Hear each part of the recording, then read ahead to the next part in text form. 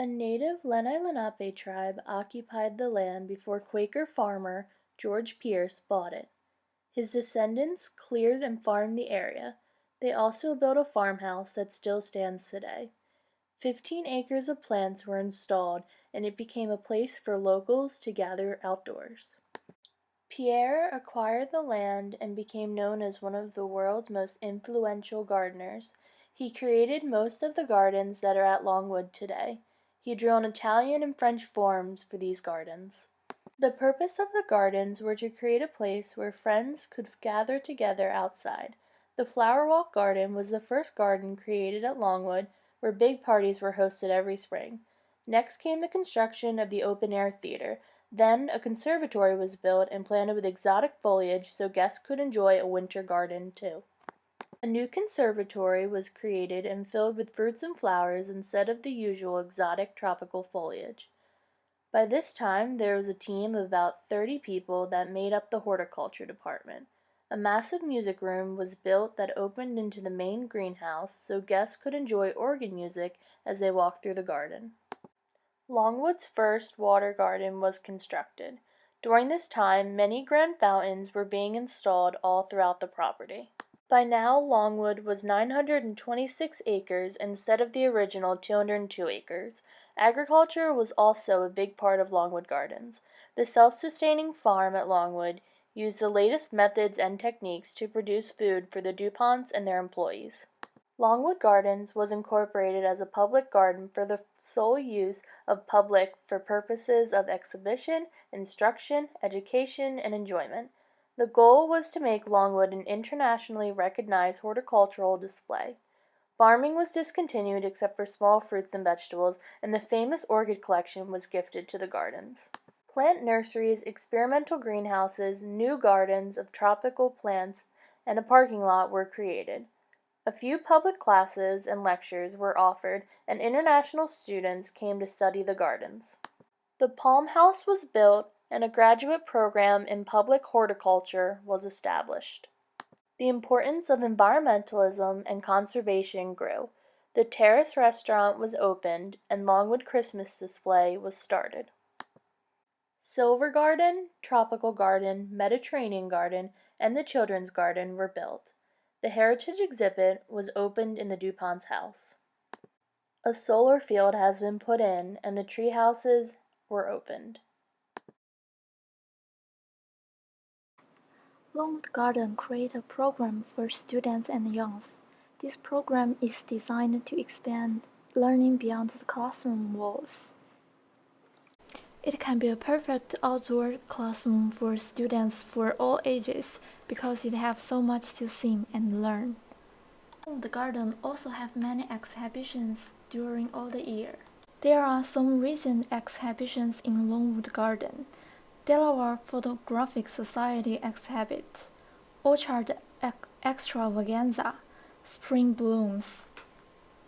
Experience dazzling seasonal displays that evaluate the art of horticulture and special exhibitions that help customers explore and connect to Longwood. The Children's Corner is filled with hands-on water features, handcrafted sculptures, secret stairways, and interesting plant displays. Families interact with this space through activities and scavenger hunts to help you discover more about this garden. Pumpkin Playground engages kids in October and allows them to discover their surroundings while enjoying the outdoors. The Pumpkin Playground features a collection of colorful pumpkins that children can move, manipulate, and play with. Orchid Days allow families to explore the beautiful orchid plants. Girl Scouts are encouraged to identify the different insects that the garden brings in its variety of plant flora.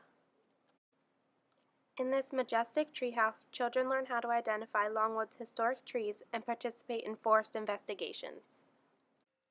During the Christmas season, Longwood Gardens transforms 10 gardens into Christmas-themed gardens with decorations and lights.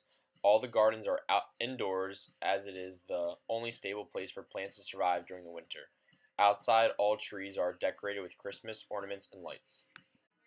The Silver Garden is usually rocky and has a desert feel to it. For the holiday season, they left the garden mainly unchanged and added some ornaments and lights to the plants to give it that winter feel. The orchid house remained relatively the same as it still shows roughly 500 different types of fragrant orchards. That's compared to the 7,500 different types of orchids all over Longwood. For the tropical terrace, they kept the rainforest-like paradise feel to this garden and only added some poinsettia flowers and some ornaments to trees. The fern passage was a garden that remained relatively unchanged, and it features multiple insect-catching plants throughout the garden. Adding Christmas lighting above the rose house indoor garden made this already fan-favorite garden that much better and attractive during the Christmas season. The estate fruit house featured nectarine trees, grapevines, melons, lemons, tomatoes, figs, and other fruits that created a sensuous garden experience that is half art, half horticulture, and remained relatively unchanged during the Christmas season besides lighting and ornament. This Mediterranean garden features classic Mediterranean plants and trees that were redecorated with Christmas ornaments and lights. Exhibition Hall is the center of the indoor gardens and often used for special events including dances and dinner parties. This is the perfect place for any Christmas party. The Orangery is the most Christmas-themed garden at Longwood, as the garden is always ever-changing. From poinsettias to Christmas trees, this indoor garden is what brings people to Longwood during the Christmas season. The East Conservatory is an entire area that is all Christmas related. Just like the Orangery, this exhibit is constantly changing depending on the season and features a fountain along with lights above.